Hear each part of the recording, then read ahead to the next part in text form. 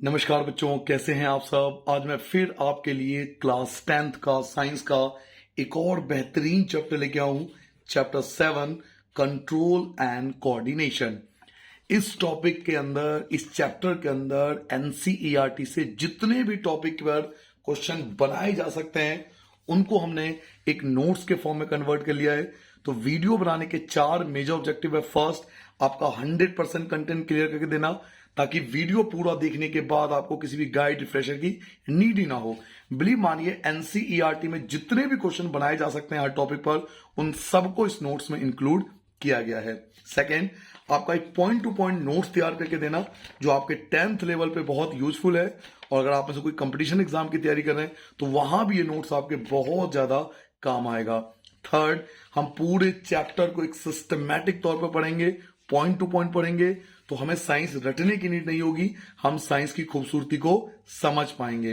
And fourth, notes को इस प्रकार से तैयार किया गया है कि जो आपके एनसीईआरटी के जो बीच के क्वेश्चन है या लास्ट के क्वेश्चन है, उन सबको भी हम इसी पॉइंट टू पॉइंट नोट्स में कवर कर लेंगे। तो चलिए बच्चों, एक बेहतरीन सफर पर चैप्टर 7 कंट्रोल एंड कोऑर्डिनेशन।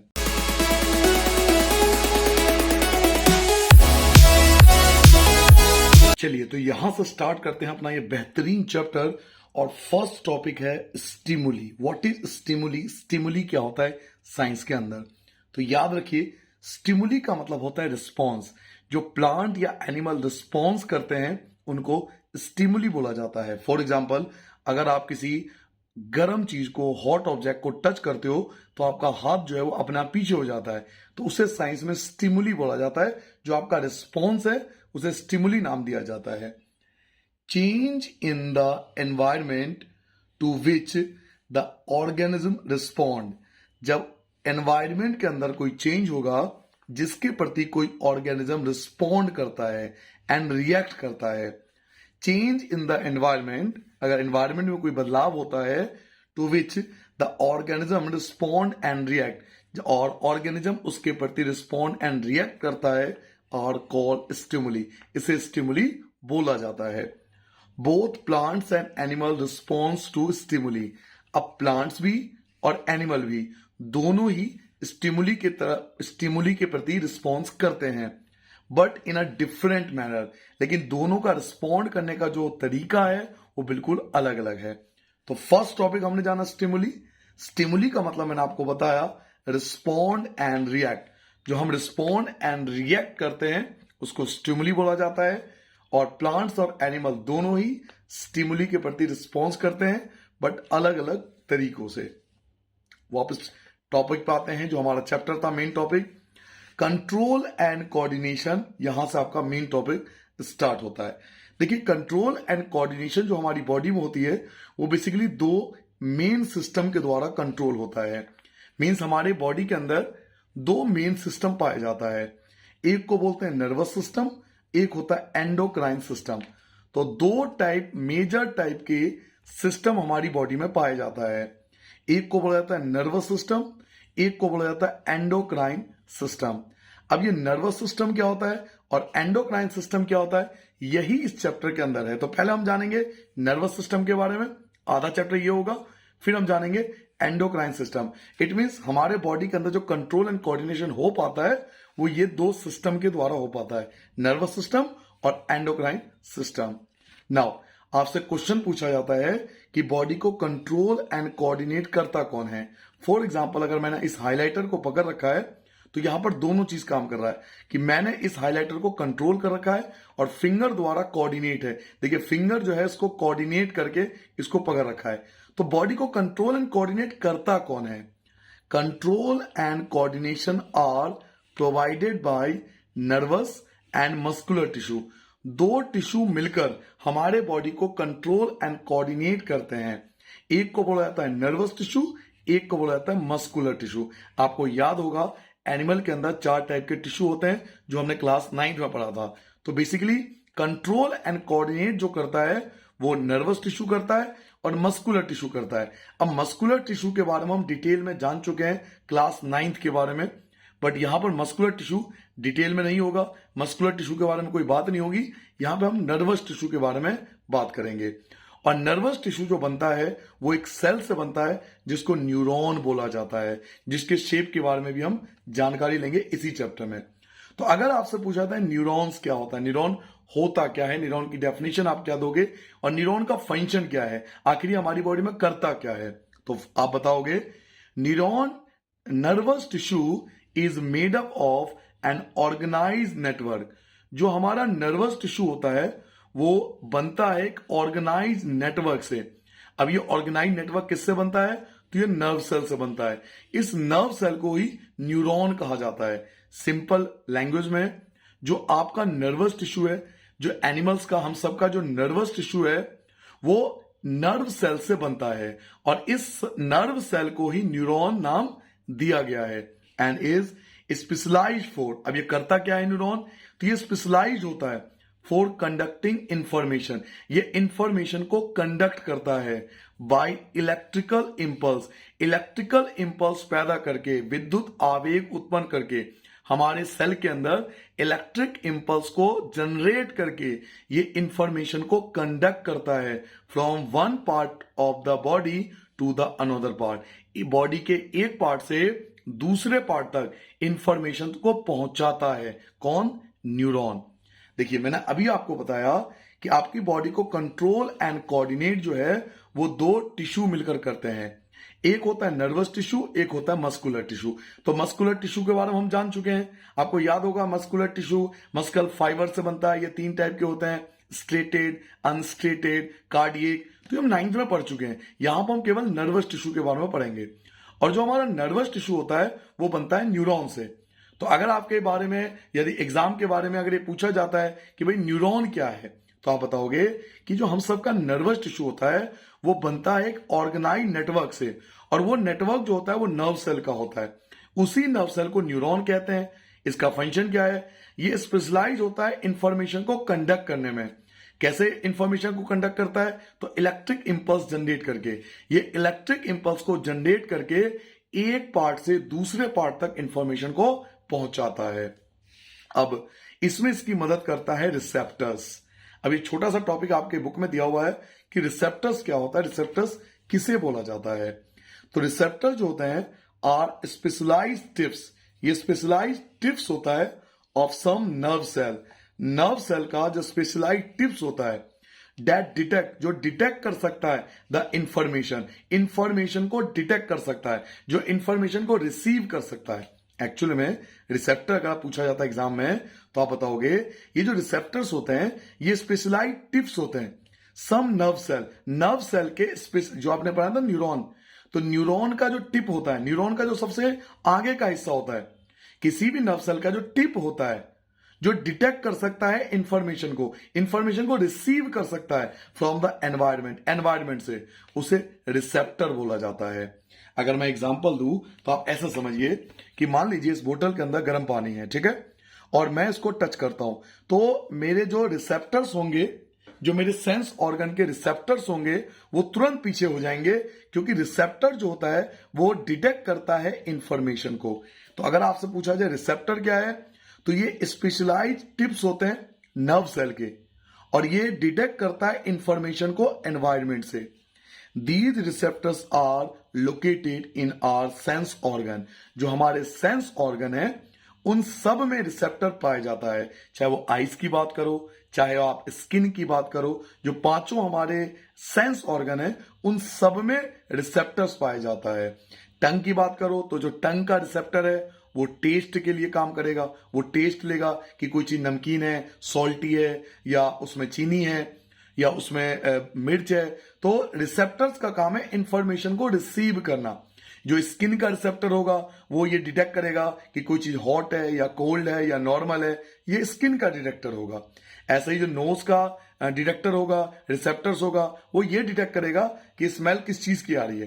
तो हमारे हर एक नर्व सेल के टिप में रिसेप्टर्स पाया जाता है जो इंफॉर्मेशन को डिटेक्ट करता है आसपास के एनवायरनमेंट से, और ये हर एक सेंस ऑर्गन में पाया जाता है। तो फर्स्ट पेज पे हमने क्या पढ़ा, फर्स्ट पेज सबसे पहले हमने जाना स्टिमुली। स्टिमुली क्या होता है, चेंज इन द एनवायरनमेंट, जो एनवायरनमेंट में बदलाव हो रहा है जिसके प्रति ऑर्गेनिज्म जो है वो रिस्पॉन्ड एंड रिएक्ट करते हैं, उसको स्टिमुली बोला जाता है। प्लांट्स एंड एनिमल दोनों ही रिस्पॉन्ड करते हैं स्टिमुली के प्रति, बट अलग डायरेक्शन से, अलग तरीके से, अलग मेथड से।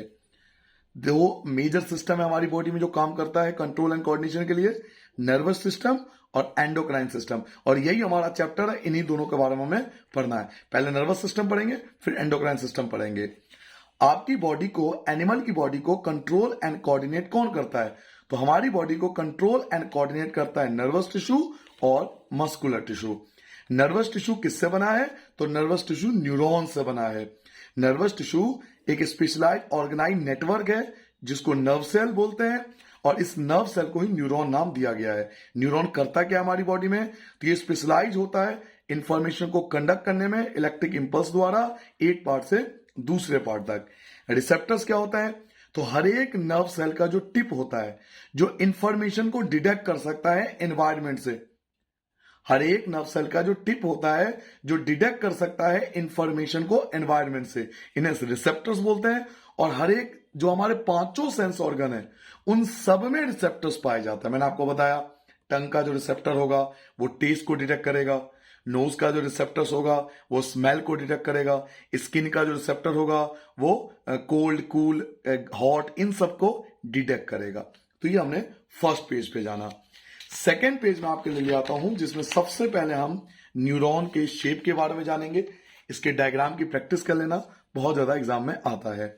ये न्यूरॉन का शेप है, आपको याद होगा ये क्लास 9th में भी था टिश्यू वाले चैप्टर में। इसके बेसिकली आपको जो है पार्ट्स याद करने हैं। आपको दिखाई दे रहा होगा ये हेयर लाइक स्ट्रक्चर, ये जो हेयर लाइक स्ट्रक्चर आप दिखाई दे रहे हो दे आर कॉल्ड डेंड्राइट्स। इनको डेंड्राइट्स कहते हैं। और इनके फंक्शन भी आते हैं पेपर में कि डेंड्राइट्स का फंक्शन क्या है, तो वो मैं आपको नीचे डिस्कस करूंगा कि डेंड्राइट्स का फंक्शन क्या है, डेंड्राइट्स क्या वर्क करता है। उसके बाद आता है न्यूक्लियस। तो आपको पता है हर एक सेल में न्यूक्लियस तो होता ही है, तो इसके फंक्शन के बारे में बात नहीं करेंगे क्योंकि न्यूक्लियस का फंक्शन 9th क्लास का पार्ट था जब हमने सेल वाला चैप्टर पढ़ा था। उसके बाद हम मानेंगे सेल बॉडी। सेल बॉडी आपको याद होगा जिसमें ईआर पाया जाता है, माइटोकॉन्ड्रिया पाया जाता है, तो ये पूरा सेल बॉडी है। उसके बाद ये जो लाइन आपको देख रहे हो लास्ट तक जा रहा है, दे आर कॉल्ड एक्सॉन। इनको एक्सॉन कहते हैं। और जो बिल्कुल लास्ट पार्ट होता है, इसका अंतिम पार्ट होता है, they are called nerve ending. They are called nerve ending, इसे नर्व एंडिंग कहते हैं। इसके सभी फंक्शन हमें जानने हैं। तो एक तो शेप, इसके बारे में इसका डायग्राम की प्रैक्टिस कर लेना और पांचों पार्ट अच्छे से पढ़ लेना। डेंड्राइट्स, ये जो हेयर लाइक स्ट्रक्चर ये डेंड्राइट्स है। न्यूक्लियस, न्यूक्लियस तो आप सबको पता ही है, ये पूरा पार्ट सेल बॉडी का है। फिर ये जो लाइन जा रही है उसको एक्सॉन बोलते हैं। और लास्ट वाला पार्ट, ये जो बिल्कुल लास्ट में आप देख रहे हो, इन they are called nerve ending. तो हम इन सब के बारे में पढ़ेंगे, केवल न्यूक्लियस के बारे में हम नहीं जानेंगे क्योंकि न्यूक्लियस के बारे में हम ऑलरेडी पढ़ चुके हैं क्लास 9th में। Now parts of neuron, neuron के पार्ट्स। तो आपने तो 5 पार्ट्स पढ़े थे, लेकिन यहां पर 3 ही पार्ट्स के बारे में बताया जाएगा। क्यों? क्योंकि मैंने बताया न्यूक्लियस जो है क्लास 9th का पार्ट है और नर्व एंडिंग नर्व का एंड है। ये नर्व का एंड है, तो इसका फंक्शन एक है जो अभी आपको बताऊंगा, नर्व एंडिंग। इसलिए इसके फंक्शन के बारे में हम नहीं जानेंगे। लेकिन जो बाकी 3 मेजर पार्ट है, आपके एनसीईआरटी में भी ना केवल यही 3 पार्ट्स बताए गए हैं। आपके एनसीईआरटी बुक में भी केवल ये 3 पार्ट्स बताए गए हैं। तो ये एक्स्ट्रा आपको बता दिया, डायग्राम में आपके बुक में दिया हुआ था इसलिए आपको बता दिया ना। 1 by 1 इनके बारे में, फंक्शन के बारे में बात करेंगे कि डेंड्राइट्स क्या करता है। डेंड्राइट्स आपको देखो हेयर लाइक स्ट्रक्चर होता है, मैंने आपको बताया था। ये जो हेयर लाइक स्ट्रक्चर है दे आर कॉल्ड डेंड्राइट्स। ये इंफॉर्मेशन को एक्वायर्ड करता है, एक्वायर्ड इंफॉर्मेशन, इंफॉर्मेशन को एक्वायर्ड करने का काम डेंड्राइट्स का है। उसके बाद आता है सेल बॉडी। सेल बॉडी क्या करता है? तो ये इलेक्ट्रिक इंपल्स के द्वारा इंफॉर्मेशन को ट्रेवल करवाता है।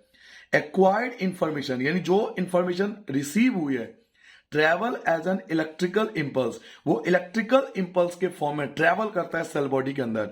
डेंड्राइट्स का काम था इंफॉर्मेशन को एक्वायर करना, सेल बॉडी का काम था जो एक्वायर्ड इंफॉर्मेशन यानी जो इंफॉर्मेशन हमने रिसीव किया है उसको इलेक्ट्रिक इंपल्स के फॉर्म में ट्रेवल करवाना। उसके बाद आता है एक्सॉन। ये देखिए एक्सॉन, ये पूरा नर्व एंडिंग तक जाएगा एक्सॉन। ये पूरा एक्सॉन है, यहां से शुरू और लास्ट तक एक्सॉन होता है।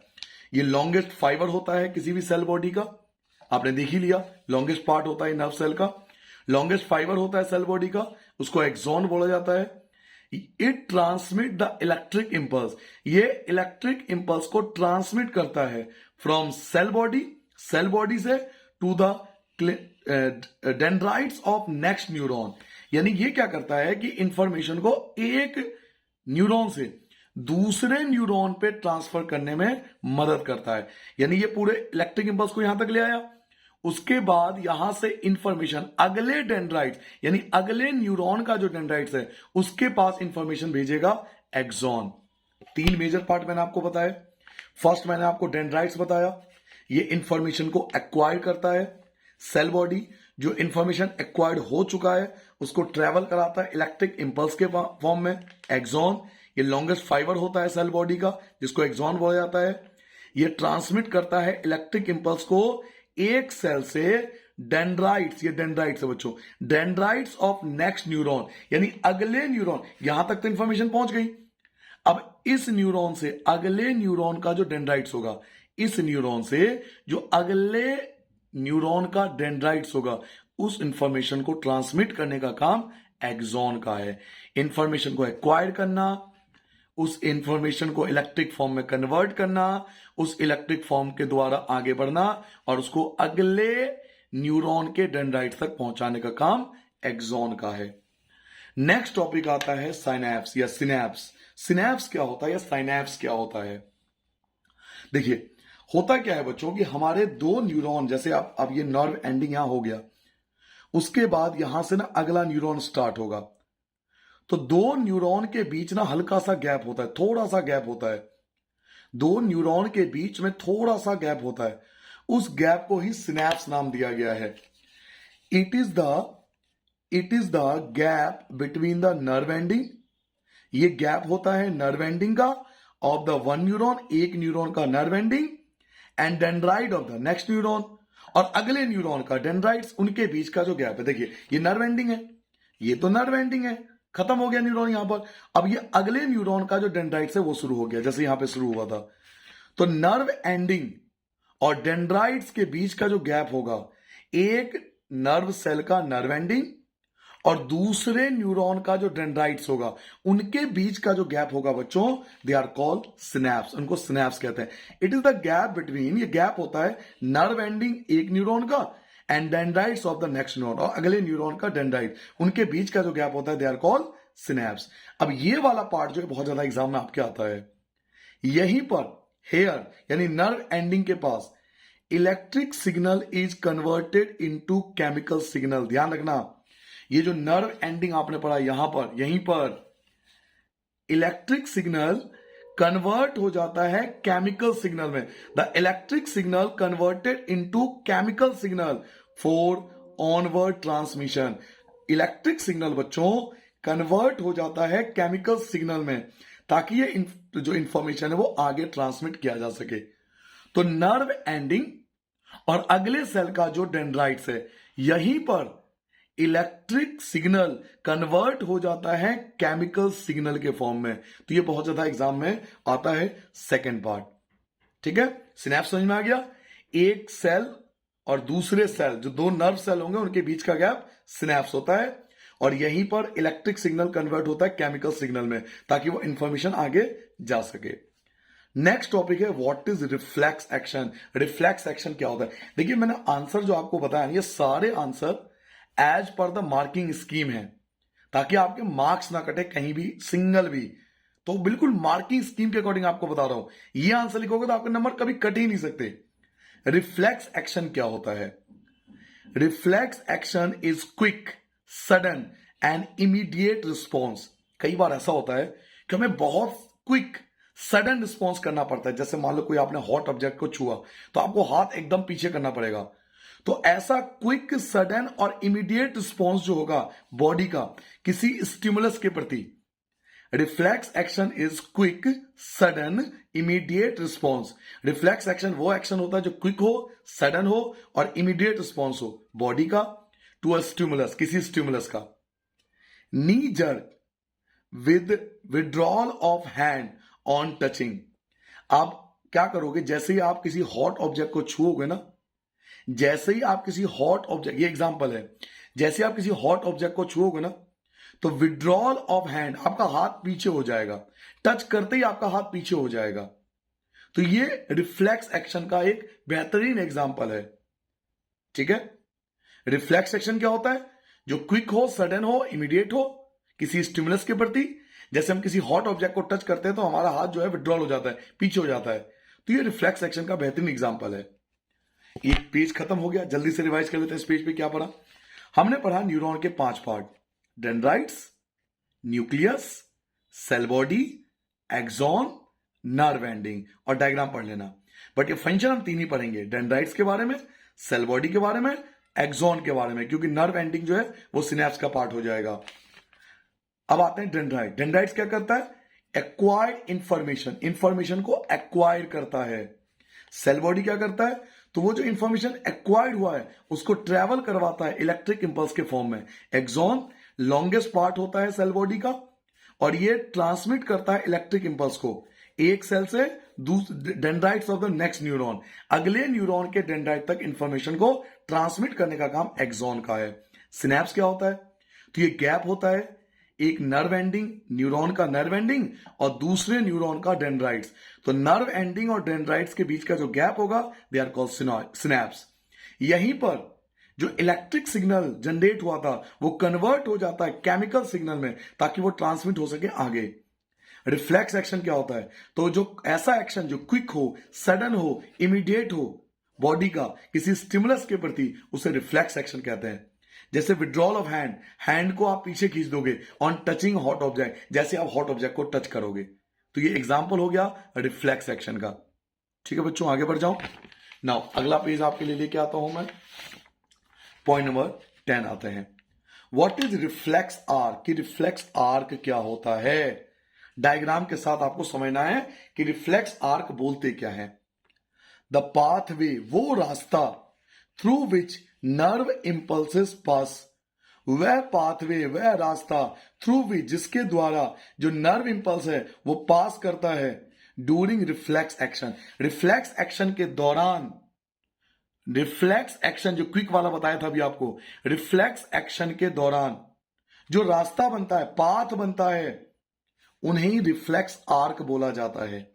यह आपको एग्जांपल से समझ में आएगा। देखिए, सबसे पहले स्टिमुलस। स्टिमुलस क्या है? हीट, गर्म। अब जैसे हमने गर्म ऑब्जेक्ट को छुआ तो रिसेप्टर होंगे, स्किन के अंदर रिसेप्टर होंगे, जो मैंने आपको बताया था, स्किन के अंदर रिसेप्टर होंगे, वो डिटेक्ट करेंगे कि ये भाई ऑब्जेक्ट हॉट है। ये इंफॉर्मेशन तुरंत जाएगी स्पाइनल कॉर्ड के पास। स्पाइनल कॉर्ड इंफॉर्मेशन भेजेगा मसल्स को, स्पाइनल कॉर्ड इंफॉर्मेशन भेजेगा मसल्स को, जो इफेक्टर ऑर्गन है जिसपे इफेक्ट हो रहा है उसको इंफॉर्मेशन भेजेगा कि भाई क्या कर रहा है, ये हॉट ऑब्जेक्ट है, जल्दी हाथ पीछे कर। तो आप तुरंत रिस्पॉन्स करोगे, विड्रॉल ऑफ हैंड। क्लियर हो गया? ये जो है डायग्राम, ये समझ में आ गया तो आपको रिफ्लेक्स आर्क समझ में आ जाएगा। ये जो टोटल मार्ग है, टोटल पाथ है जिससे द्वारा रिफ्लेक्स एक्शन हुआ है, टोटल पाथ जिसके द्वारा रिफ्लेक्स एक्शन हुआ है, they are called reflex arc. The pathway, वह रास्ता, through which nerve impulse pass, वह मार्ग जिसके द्वारा नर्व इंपल्स पास होता है रिफ्लेक्स एक्शन के दौरान, they are called reflex arc.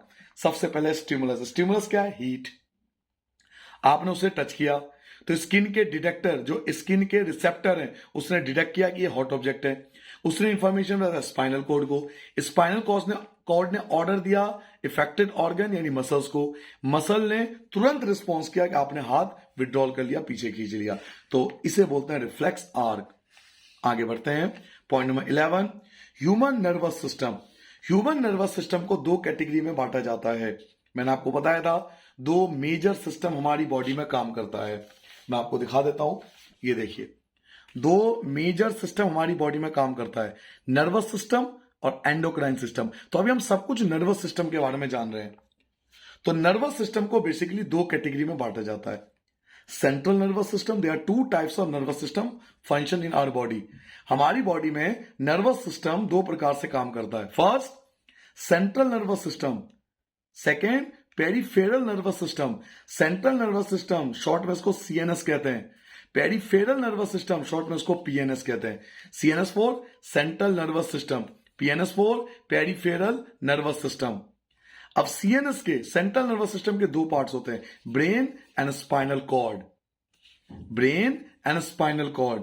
और पेरिफेरल यानी पीएनएस, इसके भी दो पार्ट्स होते हैं, एक होता है क्रैनियल नर्व। क्रैनियल नर्व वो नर्व होते हैं अराइज फ्रॉम ब्रेन, जो कि ब्रेन से अराइज होते हैं, ब्रेन से उत्पन्न होते हैं या ब्रेन से कनेक्ट होते हैं, आप कुछ भी बोल सकते हो।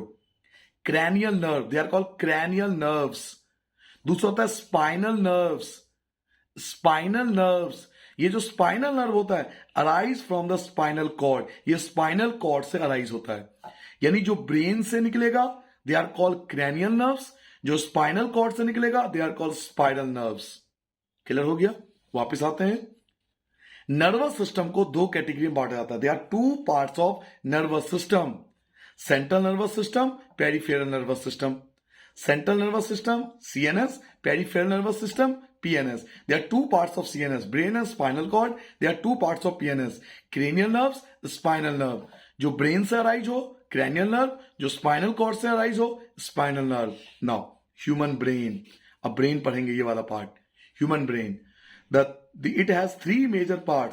तो बच्चों ह्यूमन ब्रेन के तीन मेजर पार्ट्स होते हैं, फोर ब्रेन, मिड ब्रेन और हिंड ब्रेन। मैं रिपीट कर रहा हूं, ह्यूमन ब्रेन के तीन पार्ट्स होते हैं, तीन मेजर पार्ट्स में बांटा गया है ह्यूमन ब्रेन को, फोर ब्रेन, मिड ब्रेन और हिंड ब्रेन। याद हो जाएगा? जल्दी से ये पूरा पेज रिवाइज करा देता हूं, फिर हमें नेक्स्ट पेज पे जाना है। रिफ्लेक्स आर्क क्या होता है? तो वो पाथ जिसके द्वारा जो इंपल्स होता है वो ट्रेवल करता है रिफ्लेक्स एक्शन के दौरान, they are called reflex arc. Stimulus था हीट, रिसेप्टर ने डिटेक्ट किया, स्किन के जो रिसेप्टर ने डिटेक्ट किया, स्पाइनल कॉर्ड को मैसेज भेजा, स्पाइनल कॉर्ड ने ऑर्डर दिया इफेक्टिव ऑर्गन को, मसल को, और हमने रिस्पॉन्ड किया। तो इस पूरे पाथ को रिफ्लेक्स आर्क बोलेंगे। हमारी बॉडी में दो सिस्टम काम करता है नर्वस सिस्टम का, सीएनएस और पीएनएस। सीएनएस ब्रेन और स्पाइनल कॉर्ड पार्ट होते हैं, पीएनएस के क्रैनियल नर्व और स्पाइनल नर्व पार्ट होते हैं। ह्यूमन ब्रेन के तीन पार्ट्स होते हैं, फोर ब्रेन, मिड ब्रेन और हिंड ब्रेन। फिर इनके भी पार्ट्स होते हैं, फोर ब्रेन के भी पार्ट है, मिड ब्रेन के भी पार्ट है, हिंड ब्रेन के पार्ट है। तो चलिए मैं आपको बताता हूं ये कौन कौन से पार्ट्स हैं। टॉपिक नंबर 13 आपके लिए आ चुका है, पार्ट्स ऑफ ह्यूमन ब्रेन। अगर ह्यूमन ब्रेन के पार्ट्स की बात करें तो सबसे पहले देखिए फोर ब्रेन, जो भी मैंने आपको बताया भी था। फोर ब्रेन के बच्चों मेजर तीन पार्ट्स होते हैं। वैसे तो आप जैसे जैसे लेवल बढ़ता जाएगा ना आपके क्लासेस का, इसके पार्ट्स बढ़ते जाएंगे, बट 10th क्लास के लेवल पर आप इतना याद कर लेना कि फोर ब्रेन के तीन पार्ट्स होते हैं। एक होता है cerebrum, second thalamus, third hypothalamus. तो फोर ब्रेन के मेजर तीन पार्ट्स होते हैं, cerebrum, thalamus, hypothalamus. Mid brain का कोई डिवीजन नहीं होता। 10th स्टैंडर्ड पे मिड ब्रेन का कोई डिवीजन नहीं है, आपके बुक में भी नहीं गिवन है। बट जैसे आप 12th में जाओगे तो मिड ब्रेन के भी पार्ट्स पढ़ोगे, बट 10th लेवल पे आप मान के चलना कि मिड ब्रेन का कोई डिवीजन नहीं होता। हिंड ब्रेन की बात करें, जो सबसे लास्ट ब्रेन का पार्ट है हमारा, इसके भी तीन पार्ट्स हैं, cerebellum, medulla, pons. Hind brain के भी तीन पार्ट्स होते हैं, सेरेबलम, मेडुला, पोन्स। तो ये जो आपके स्क्रीन पर इस समय आ रहा है, ये टोटल ओवरऑल ब्रेन के पार्ट्स है। क्या जाना हमने? फोर ब्रेन के तीन पार्ट्स होते हैं, cerebrum, thalamus, hypothalamus. Mid brain का कोई पार्ट नहीं होता। हिंड ब्रेन के तीन पार्ट्स होते हैं, सेरेब्रम, मेडुला एंड पोन्स। अब मैं आपको क्या करने वाला हूं कि एक एक करके इन सब के फंक्शन आपको बताने वाला हूं, ठीक है। सेरेब्रम का फंक्शन हम लोग पढ़ेंगे, थैलमस और हाइपोथैलमस का फंक्शन नहीं है हमारे में, तो हम नहीं मानेंगे। सिर्फ सेरेब्रम का फंक्शन हमारे बुक में दिया हुआ है, एनसीईआरटी बुक में 10th स्टैंडर्ड में, तो केवल हम सेरेब्रम का फंक्शन जानेंगे। जो सिलेबस में है 10th क्लास में आपके एनसीईआरटी बुक का, पूरी टीम के रिसर्च के बाद आपको बता रहा हूं, केवल सेरेब्रम का फंक्शन है, इन दोनों का पार्ट नहीं है हमारे पास। हिंड ब्रेन का फंक्शन है, डिवीजन नहीं है, और सॉरी मिड ब्रेन का फंक्शन है बट डिवीजन नहीं है, और हिंड ब्रेन के इन तीनों के फंक्शन आपके बुक में दिया हुआ है। तो वन बाय वन करके मैं ले आता हूं पेज आपके लिए, एक सेकेंड में जी। आ जाओ जी, फंक्शन ऑफ फोर ब्रेन। तो यहां हमारा पॉइंट नंबर 14 स्टार्ट हो जाएगा बच्चों, फंक्शन ऑफ फोर ब्रेन, कि फोर ब्रेन के क्या फंक्शन होते हैं या फिर सेरेब्रम के क्या फंक्शन होते हैं। तो फंक्शन ऑफ फोर ब्रेन आए या फंक्शन ऑफ सेरेब्रम आए, आप एक ही चीज मान के चलना। पहला फंक्शन ऑफ फोर ब्रेन का first part, thinking part of the brain. जी हां, हम जो सोचते हैं, सोची समझी कोई भी काम करते हैं, सोचने का काम फोर ब्रेन का है। कंट्रोल द वॉलेंट्री एक्शन, जितने भी हमारे वॉलेंट्री एक्शन होते हैं, सोच समझ के लिया गया एक्शन जो होता है वो वॉलेंट्री एक्शन कहलाता है। तो वॉलेंट्री एक्शन को कंट्रोल करता है फोर ब्रेन। स्टोर इंफॉर्मेशन, जितनी भी मेमोरी हमारे ब्रेन के अंदर स्टोर है, जितनी भी चीजें हमारे अंदर स्टोर है, चाहे हम अपना नाम जानते हैं, अपने फादर का नाम जानते हैं, मदर और भाई बहन, स्कूल का नाम, टीचर्स का नाम, तो जितने भी इंफॉर्मेशन स्टोर होती है वो भी फोर ब्रेन के अंदर ही स्टोर होती है। रिसीव सेंसरी इंपल्सेस, ये सेंसरी इंपल्सेस रिसीव करता है। याद कीजिए सेंसरी इंपल्सेस मैंने आपको बताया था, 5 सेंसेस होते हैं ना, उसके जो सेंसरी इंपल्स होते हैं वो यही रिसीव करता है from various part of the body. Body के डिफरेंट पार्ट में जो हमारे सेंसरी पार्ट्स है, सेंसरी ऑर्गन्स हैं, वहां से इंपल्स यानी वहां से सारी इंफॉर्मेशन जो आता है ना वो फोर ब्रेन के पास ही आता है।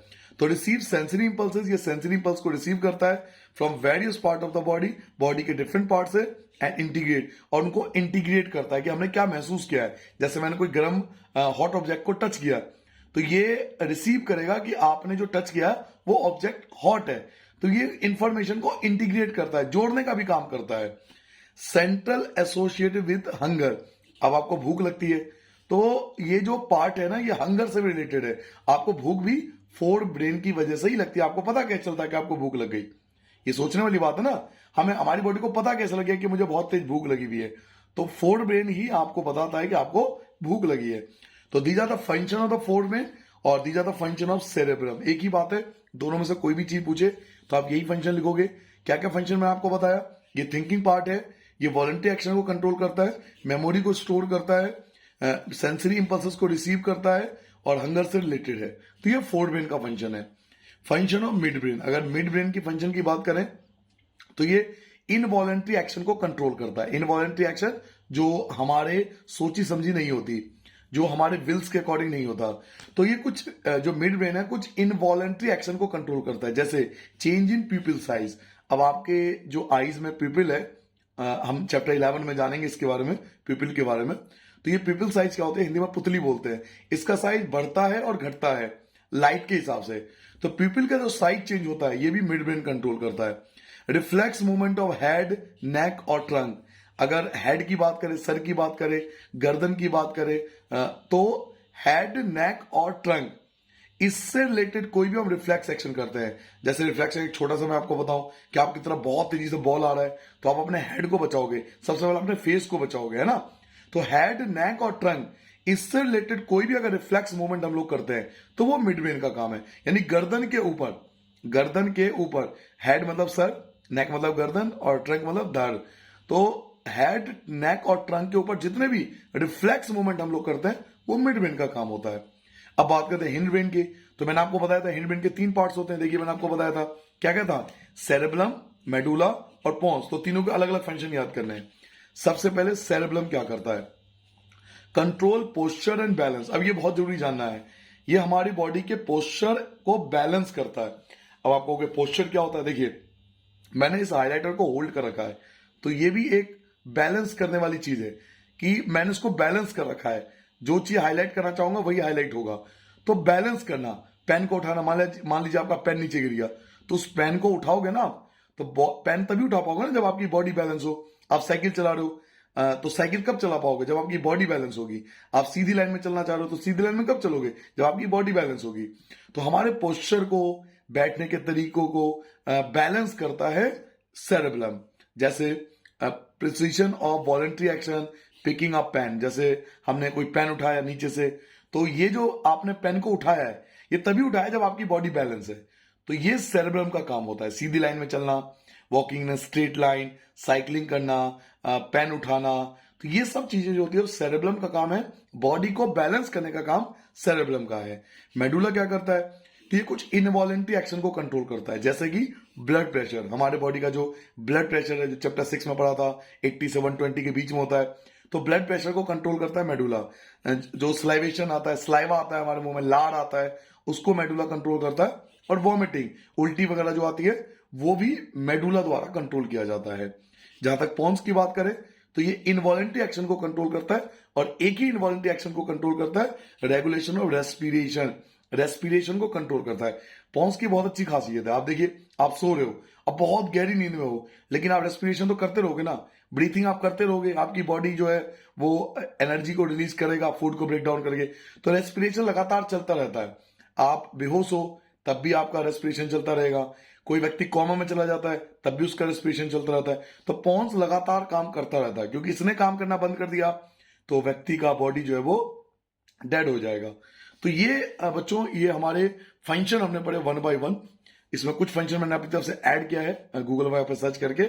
आपके ऊपर 2 3 3 दे रखे थे, बट मैंने एक्स्ट्रा ऐड कर दिया लास्ट बार, क्योंकि पेज खत्म हो गया। मैं हर बार आपको रिवीजन कराता हूं हर पेज का। तो फोर ब्रेन क्या करता है अगर आपसे पूछा जाए, तो ये थिंकिंग पार्ट है ब्रेन का, वॉलेंटरी एक्शन को कंट्रोल करता है, मेमोरी को स्टोर करता है, सेंसरी इंपल्सेस को रिसीव करता है और हंगर से रिलेटेड है। मिड ब्रेन क्या करता है, पीपल्स के साइज को कंट्रोल करता है, हेड, नेक और ट्रंक के रिफ्लेक्स मूवमेंट को कंट्रोल करता है। हिंड ब्रेन के 3 पार्ट थे। सेरेब्रम क्या करता है, तो ये हमारे पोस्चर को बैलेंस करता है, बॉडी को बैलेंस करता है, जैसे कि पेन को उठाना। मेडुला क्या करता है, कुछ इनवॉलेंटरी एक्शन को कंट्रोल करता है, जैसे कि ब्लड प्रेशर को, सिलाइवा को, वॉमिटिंग को, इन सबको कंट्रोल करने का काम मेडुला का है। पॉन्स क्या करता है, तो रेस्पिरेशन को कंट्रोल करता है। ठीक है, तो आई होप आपको समझ में आ गया होगा सारी बात। आगे बढ़ जाओ, चलिए नेक्स्ट पेज पे आ जाते हैं। यहां पे आपको इस पेज पे आपको समझाया गया डायग्राम, और ये डायग्राम जरूर बना के जाना। मोस्टली जो प्रीवियस ईयर का एक्सपीरियंस है वो ये कहता है कि लेबलिंग आती है, बट कोई गारंटी नहीं है कि हमेशा लेबलिंग आए। ऐसा किसी बुक में नहीं लिखा हुआ है कि हर बार आपके लेबलिंग आएगा, कहीं भी ये नहीं लिखा हुआ। तो कई बार लेबलिंग आ जाती है, कई बार आपको पूरा बनाना पड़ सकता है, तो इसकी प्रैक्टिस जरूर करके जाना। ठीक है, अब आप देखिए इसके तीनों पार्ट में आपको दिखाता हूं। फोर ब्रेन, ये रहा फोर ब्रेन, और आपको दिखाई देगा मिड ब्रेन, ये रहा मिड ब्रेन, ये मिड ब्रेन का पार्ट है, और ये हिंड ब्रेन। तो तीनों पार्ट है। सॉरी बच्चों, ये जो आपको दिखाई दे रहा है ये सेरेब्रम है, फोर ब्रेन का पार्ट। इसे क्रैनियम बोलते हैं, स्कल, जो हमारे ब्रेन को प्रोटेक्ट करता है। ब्रेन को प्रोटेक्ट करने वाले को क्रेनियम कहा जाता है, स्कल बोला जाता है। ये सेरेब्रम आपको याद होगा हिंड ब्रेन का पार्ट था। स्पाइनल कॉर्ड जो हम आगे पढ़ेंगे, ये स्पाइनल कॉर्ड है। इसे पॉन्स बोलते हैं, जो रेस्पिरेशन को कंट्रोल करता है। मेडुला आपका ये है, ये मेडुला है जो आपके बॉडी को बैलेंस करता है। पिट्यूटरी ग्लैंड आपको याद होगा, अभी आगे पढ़ाऊंगा मैं आपको पिट्यूटरी ग्लैंड क्या करता है, और हाइपोथैलेमस क्या करता है। हाइपोथैलेमस मैंने आपको थोड़ा सा बताया था, बट आगे बताऊंगा। तो इसकी लेबलिंग जरूर कर लेना। जाने पहचाने नाम है, मिड ब्रेन, फोर ब्रेन और हिंड ब्रेन, ये सब जाने पहचाने हैं।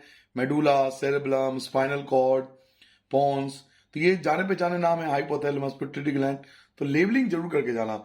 और ये हमारे ब्रेन को प्रोटेक्ट करता है, उसको क्रेनियम बोलते हैं, स्कल बोलते हैं। तो इसके डायग्राम की प्रैक्टिस जरूर कर लेना एक बार आप, और लेबलिंग को बहुत अच्छे से करके रहना। ठीक है, नाउ आगे बढ़ते हैं पॉइंट नंबर 17 पे, protection of brain and spinal cord. हमारे ब्रेन को प्रोटेक्ट कौन करता है? देखिए ब्रेन जो है ना, ये बहुत इंपॉर्टेंट पार्ट है बॉडी का। ब्रेन हमारा इतना इंपॉर्टेंट पार्ट है बॉडी का कि गवर्नमेंट भी ये कहती है कि भाई अगर आप बाइक चला रहे हो तो हेलमेट पहनो, ताकि हेड को, ब्रेन को प्रोटेक्ट करना है, क्योंकि इसी से आपकी बॉडी फंक्शन करती है। तो ब्रेन को प्रोटेक्ट कौन करता है? तो ब्रेन को प्रोटेक्ट करता है एक शॉक एब्जर्वर, जिसे हम बैलून लाइक स्ट्रक्चर बोल सकते हैं या शॉक एब्जर्वर बोल सकते हैं। उसको नॉर्मल भाषा में हम लोग स्कल बोलते हैं। ठीक है, बट आपको एग्जाम में क्या लिखना है, देखिए, brain is protected by a fluid filled balloon.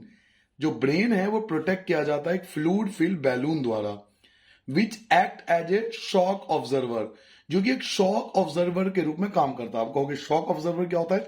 Shock observer का मतलब है छोटे मोटे चोट को झेल जाएगा, जो छोटे मोटे चोट लगेंगे उसको झेल जाएगा, आपको दिक्कत नहीं होगी इतनी। ठीक है, ब्रेन जो है प्रोटेक्टेड किया जाता है एक फ्लूइड फिल्ड बैलून द्वारा, which act as a shock observer, जो कि एक शॉक ऑब्जर्वर के रूप में काम करता है, and is enclose in cranium, और क्रैनियम के अंदर होता है, और इसी को हम लोग स्कल बोलते हैं, और कई लोग इसे ब्रेन बॉक्स भी बोला जाता है। तो एनसीईआरटी में जो लिखा हुआ था मैंने एज इट इज आपको बताया। आप शॉर्ट में याद कर सकते हो एमसीक्यू के लिए कि स्कल और ब्रेन बॉक्स प्रोटेक्ट करता है हमारे ब्रेन को। लेकिन बच्चों अगर ये एग्जाम में आ गया ना, तो आपको फिर 2 या 3 मार्क्स के लिए पूरा लिखना पड़ेगा कि ब्रेन प्रोटेक्ट किया जाता है एक फ्लूइड फिल्ड बैलून द्वारा, जो कि एक्ट करता है एक शॉक ऑब्जर्वर के रूप में, और ये इनक्लोज होता है क्रैनियम के अंदर, जिसको हम स्कल या ब्रेन बॉक्स कहते हैं। अच्छा, स्पाइनल कॉर्ड भी बहुत जरूरी है, क्योंकि आपके सारे रिफ्लेक्स एक्शन स्पाइनल कॉर्ड द्वारा प्रोटेक्ट हो रहे हैं। तो स्पाइनल कॉर्ड को प्रोटेक्ट कौन करता है? तो spinal cord is enclose in vertebral column. जो हमारा स्पाइनल कॉर्ड होता है ये इनक्लोज होता है वर्टिबल कॉलम के अंदर। वर्टिबल कॉलम जिसको हम लोग बोलते हैं रीढ़ की हड्डी। तो जो स्पाइनल कॉर्ड है वो रीढ़ की हड्डी द्वारा प्रोटेक्ट किया जाता है, जिसे हम इंग्लिश में वर्टिब्रल कॉलम बोलते हैं। तो अगर आपसे कोई पूछे भी ब्रेन को प्रोटेक्ट कौन करता है, तो ब्रेन को प्रोटेक्ट करता है हमारा स्कल या ब्रेन बॉक्स, और स्पाइनल कॉर्ड को प्रोटेक्ट कौन करता है, तो स्पाइनल कॉर्ड को प्रोटेक्ट करता है वर्टिब्रल कॉलम। नाउ ये लास्ट टॉपिक है एक तरह से हमारा इस टॉपिक का, जिसमें हम नर्वस सिस्टम पढ़ रहे थे। नर्वस सिस्टम का ये लास्ट टॉपिक होगा। लिमिटेशन ऑफ इलेक्ट्रिकल कम्युनिकेशन या नर्वस सिस्टम। ये जो नर्वस सिस्टम होता है जिसमें इंफॉर्मेशन जो होती है वो इलेक्ट्रिक इंपल्स द्वारा एक सेल से दूसरी सेल तक पहुंचता है। हमने पढ़ा था, याद कीजिए, चैप्टर के स्टार्टिंग में बताया था न्यूरॉन के बारे में। न्यूरॉन क्या करता है, इलेक्ट्रिक इंपल्स पैदा करता है, इलेक्ट्रिकल कम्युनिकेशन बोलते हैं उसको। तो एक सेल से दूसरे सेल तक जो इंफॉर्मेशन पहुंचती है नर्वस सिस्टम में, वो इलेक्ट्रिक कम्युनिकेशन द्वारा पहुंचती है। बट इस इलेक्ट्रिक कम्युनिकेशन के या नर्वस सिस्टम के ना कुछ लिमिटेशन है। तो कम से कम 2 लिमिटेशन जो आपके बुक में वो पढ़ सकते हो आप। First, electric impulse will reach only to those cell. Electric impulse केवल उन्हीं सेलों तक पहुंचता है that are connected by nervous system, जो केवल नर्वस सिस्टम से कनेक्ट हो। कहना क्या चाहते हो सर? देखिए, बहुत सारे सेल है, आप ये मान लीजिए कि बहुत सारे सेल है, तो सभी सेलों से हमारा नर्वस सिस्टम कनेक्ट नहीं होता। कुछ सेलों से नर्वस सिस्टम कनेक्ट है, जबकि कुछ सेलों से नर्वस सिस्टम कनेक्ट नहीं है। तो ये पॉइंट ये कहता है कि जिस सेल से हमारा नर्वस सिस्टम कनेक्ट है, अगर वहां कोई दिक्कत होगी तो हमारे ब्रेन को पता लग जाएगा। लेकिन जो सेल हमारे नर्वस सिस्टम से कनेक्ट नहीं है, अगर वहां कोई प्रॉब्लम होगी ना, तो हमें पता भी नहीं चलेगा। पता चलेगा बहुत लेट पता चलेगा, जब बहुत ज्यादा देर हो चुका होगा। तभी तो कई सारी बीमारियां होती है, बहुत लेट पता लगता है, क्योंकि सारा का सारा नर्वस सिस्टम से कनेक्ट नहीं है। तो यही कह रहा आपसे, electric impulse will reach only to those cell. Electric impulse केवल उन्हीं सेल तक पहुंचता है that are connected by nervous system, जो नर्वस सिस्टम से कनेक्टेड है। अब जो नर्वस सिस्टम से कनेक्टेड नहीं है, वहां इलेक्ट्रिक इंपल्स पहुंचेगा नहीं, आपको इंफॉर्मेशन पता नहीं चलेगी। तो पहला ड्रॉबैक तो ये है कि इलेक्ट्रिक इंपल्स ओनली उसी सेल तक पहुंचता है जो कि नर्वस सिस्टम से कनेक्टेड हो। Second, after generation and transmission of an electric impulse. याद होगा आपको, न्यूरॉन जो है वो इलेक्ट्रिक इंपल्स जनरेट करता है, ठीक है? न्यूरॉन इलेक्ट्रिक इंपल्स जनरेट करता है, मैंने आपको बताया था। लेकिन ये लगातार इलेक्ट्रिक इंपल्स जनरेट नहीं करता। ऐसा नहीं है कि लगातार इलेक्ट्रिक इंपल्स पैदा होता रहेगा। इलेक्ट्रिक इंपल्स जब एक बार पैदा होता है ना, तो दूसरा इलेक्ट्रिक इंपल्स पैदा होने में टाइम लगता है। यानी इलेक्ट्रिक इंपल्स जनरेट होने में टाइम लगता है, या इसको ट्रांसमिट करने में टाइम लगता है। तो ये दूसरा ड्रॉबैक है कि after generation and transmission of electric impulse, एक इलेक्ट्रिक इंपल्स जनरेट होने के बाद और ट्रांसमिशन होने के बाद, the cell take some time. Cell ना कुछ टाइम लेता है टू रीसेट इट्स मैकेनिज्म, ताकि अपने मैकेनिज्म को दोबारा रीसेट कर सके बिफोर ट्रांसमिटिंग अनदर इंपल्स, दूसरे इंपल्स को ट्रांसमिट करने से पहले। तो यहां पर ये हमें दो मेजर ड्रॉबैक्स है बच्चों इलेक्ट्रिक कम्युनिकेशन की। और देखिए 99 क्या मैं कहूंगा 99.99% बच्चों को नहीं पता होता इस क्वेश्चन का आंसर। नॉर्मल आपको क्या लगता है, ये हर कोई पढ़ के जाता है, ये हर बच्चा पढ़ के जाता है, ये हर बच्चा पढ़ के जाता है। बट ये जो क्वेश्चन होता है ना, ये आपको एक लेवल आगे बढ़ा देता है, बाकी बच्चों से आपको डिफरेंट कर देता है। क्योंकि आप पूछ के देखना, इसका आंसर बहुत रेयर किसी को पता होता है कि हमारे इलेक्ट्रिकल कम्युनिकेशन या नर्वस सिस्टम का ड्रॉबैक्स क्या है, लिमिटेशन क्या है। तो मैंने आपको 2 ड्रॉबैक्स बताया। पहला, इलेक्ट्रिक इंपल्स केवल उन्हीं सेल तक पहुंच सकता है जो कि नर्वस सिस्टम से कनेक्ट है। सेकेंड, एक बार अगर इलेक्ट्रिक इंपल्स जनरेट हो गया और ट्रांसमिट हो गया, तो हमारे सेल जो है कुछ टाइम लेता है अपने मैकेनिज्म को रीसेट करने में बिफोर ट्रांसमिटिंग अनदर इंपल्स, दूसरे इंपल्स को ट्रांसमिट करने से पहले। तो ये पेज कंप्लीट हो गया। मैं चाहता हूं एक बार जल्दी से आप रिपीट कर लो। इसमें मैंने आपको बताया था, सेरेब्रम बताया था, क्रेनियम बताया था, मिड ब्रेन बताया, स्पाइनल कॉर्ड बताया, सेरेब्रम बताया, पॉन्स बताया, medulla, hind brain, pituitary gland, hypothalamus, fore brain. ये इनकी लेवलिंग जरूर कर लेना और डायग्राम की प्रैक्टिस जरूर कर लेना, बहुत बार एग्जाम में आ चुका है। Protection of brain and spinal cord. Brain को प्रोटेक्ट कौन करता है? तो ब्रेन को प्रोटेक्ट करता है एक फ्लूइड फील्ड बैलून होता है, जो कि शॉक ऑब्जर्वर होता है, छोटे मोटे चोट को झेल लेता है, और ये इनक्लोज होता है क्रेनियम के अंदर। उस क्रेनियम को स्कल या फिर ब्रेन बॉक्स बोला जाता है। स्पाइनल कॉर्ड को प्रोटेक्ट कौन करता है? तो स्पाइनल कॉर्ड वर्टिब्रल कॉलम के अंदर होता है, वर्टिब्रल कॉलम इसको प्रोटेक्ट करता है। हमारे इलेक्ट्रिकल कम्युनिकेशन या नर्वस सिस्टम के ड्रॉबैक्स क्या है?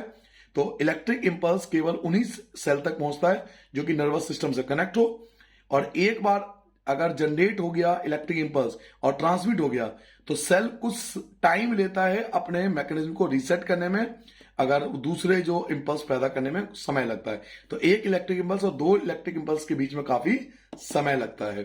तो ये दो ड्रॉबैक्स है इलेक्ट्रिकल कम्युनिकेशन की। तो फिर हमारी बॉडी काम कैसे करेगी? अगर इलेक्ट्रिकल कम्युनिकेशन के ड्रॉबैक्स है या नर्वस सिस्टम के ड्रॉबैक है तो इसका दूसरा उपचार क्या है? तो इसका तरीका हमारे नेचर ने हमें दिया हमारी बॉडी को, वो था केमिकल कम्युनिकेशन। देखिए अगला टॉपिक आ गया, पॉइंट नंबर 19 आ गया। अभी केमिकल कम्युनिकेशन क्या होता है? जैसे मैंने आपको बताया कि इलेक्ट्रिकल कम्युनिकेशन के ना ड्रॉबैक्स होते हैं। दो ड्रॉबैक बताया, एक तो हर एक सेल तक नहीं पहुंच रहा, दूसरा टाइम कंज्यूमिंग है।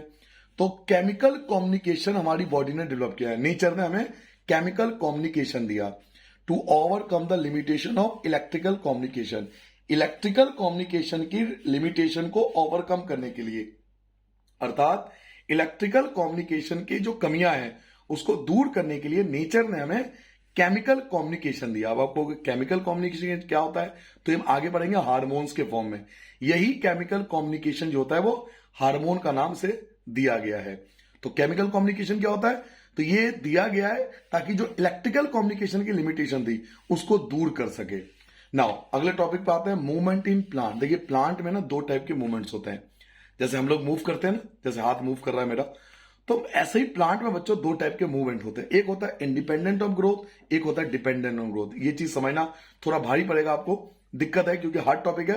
बट मैंने कहा ना ये टॉपिक आप कर जाते हो तो आप बाकी बच्चों से एक लेवल आगे हो जाते हो, क्योंकि हर किसी को इसका आंसर नहीं पता होता है। मूवमेंट इन प्लांट, प्लांट में दो टाइप की मूवमेंट होता है, एक होता है इंडिपेंडेंट ऑफ ग्रोथ, एक होता है डिपेंडेंट ऑन ग्रोथ। ठीक है, तो पहले मैं आपको इंडिपेंडेंट ऑन ग्रोथ वाले बताऊंगा, फिर आपको बताऊंगा डिपेंडेंट ऑन ग्रोथ। सबसे पहले इंडिपेंडेंट ऑन ग्रोथ। पहले इस वर्ड का मतलब समझिए। इंडिपेंडेंट ऑफ ग्रोथ का मतलब है जब प्लांट ग्रोथ नहीं करेगा लेकिन वो मूवमेंट करेगा। इंडिपेंडेंट ऑफ ग्रोथ, जो ये ग्रोथ नहीं करेगा, प्लांट ग्रोथ नहीं करेगा लेकिन वो मूवमेंट करेगा।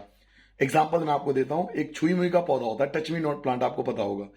टच मी नॉट प्लांट को जब आप टच करोगे तो वो मूवमेंट तो करेगा, मूवमेंट तो कर रहा है लेकिन वो ग्रोथ नहीं कर रहा है। इसे बोलते हैं इंडिपेंडेंट ऑफ ग्रोथ, यानी ग्रोथ नहीं होगा लेकिन मूवमेंट होगा। तो ये मूवमेंट कैसे हो रहा है? या क्या हर प्लांट मूवमेंट करता है? जी हाँ, हर प्लांट मूवमेंट करता है, बस टच मी नॉट प्लांट का मूवमेंट हमें दिखाई देता है, बाकी प्लांट का मूवमेंट हमें दिखाई नहीं देता, क्योंकि हर प्लांट का मूवमेंट का मेथड अलग होता है। तो अब ये क्वेश्चन उठता है कि जो प्लांट है, जो इंडिपेंडेंट ऑफ ग्रोथ है, जो इंडिपेंडेंट ऑफ ग्रोथ वाला मूवमेंट है वो कैसे करता है? टच मी नॉट प्लांट का जो मूवमेंट होता है वो कैसे होता है, या यही वाला मूवमेंट बाकी प्लांट में कैसे होता है? तो इसके लिए 3 पॉइंट हमें समझना पड़ेगा। First, plant use electrical chemical means. आपको ये वर्ड याद रखना है। प्लांट जो है बच्चों वो इलेक्ट्रिकल केमिकल मीन्स यूज करता है, यानी इलेक्ट्रिकल और केमिकल दोनों का इस्तेमाल कर रहा है। देखिए हम नहीं कर पा रहे थे लेकिन प्लांट दोनों का इस्तेमाल कर रहा है। देखिए इलेक्ट्रिकल भी यूज कर रहा है, केमिकल भी यूज कर रहा है। समझ रहे हो मेरी बात को? प्लांट यूज करता है इलेक्ट्रिकल और केमिकल मीन्स को टू कन्वे इंफॉर्मेशन, इंफॉर्मेशन को बताने के लिए, फ्रॉम सेल टू सेल। तो प्लांट एक सेल से दूसरे सेल तक इंफॉर्मेशन इलेक्ट्रिकल केमिकल मीन्स द्वारा पहुंचाता है। फॉर मूवमेंट टू हैपन, अब प्लांट में मूवमेंट हो इसके लिए सेल चेंज करता है देयर शेप, अपने शेप को। जैसे टच मी नॉट प्लांट का मैंने आपको बताया ना, सिकुड़ जाता है, एक्सपेंड हो जाता है। तो मूवमेंट के लिए सेल जो है वो चेंज करता है अपने शेप को। कैसे चेंज करता है? By changing the amount of water. अपने वाटर के, जो उसके पास पानी है ना, जो उसके पास वाटर है, by changing the amount of water, उस अमाउंट ऑफ वाटर को वो चेंज कर लेता है इन दैम। मतलब प्लांट मूवमेंट करेगा। देखिए पहले आपको समझना पड़ेगा इंडिपेंडेंट ऑफ ग्रोथ होता क्या है। इंडिपेंडेंट ऑफ ग्रोथ का मतलब है बच्चों, प्लांट मूवमेंट तो करेगा, प्लांट मूवमेंट तो करेगा लेकिन ग्रोथ नहीं करेगा। हमेशा इसके लिए टच मी नॉट प्लांट को ऑब्जर्व करो। Touch me not plant movement तो करेगा जब आप टच करोगे, लेकिन वो ग्रोथ नहीं कर रहा। तो वो जो मूवमेंट कर रहा है टच मी नॉट प्लांट, क्या हर एक प्लांट मूवमेंट करता है? जी हां, हर एक प्लांट मूवमेंट करता है, बस टच मी नॉट प्लांट का मूवमेंट हमें दिखाई देता है, बाकी का मूवमेंट हमें दिखाई नहीं देता। तो अब ये पता लग गया कि भाई हर प्लांट मूवमेंट करता है। तो ये प्लांट मूवमेंट कर कैसे रहा है? तो plant electrical chemical means use करता है एक सेल से दूसरे सेल तक इंफॉर्मेशन पहुंचाने के लिए। अब प्लांट के अंदर मूवमेंट हो, इसके लिए सेल क्या करता है? अपने शेप को बदल लेता है। कैसे बदलता है?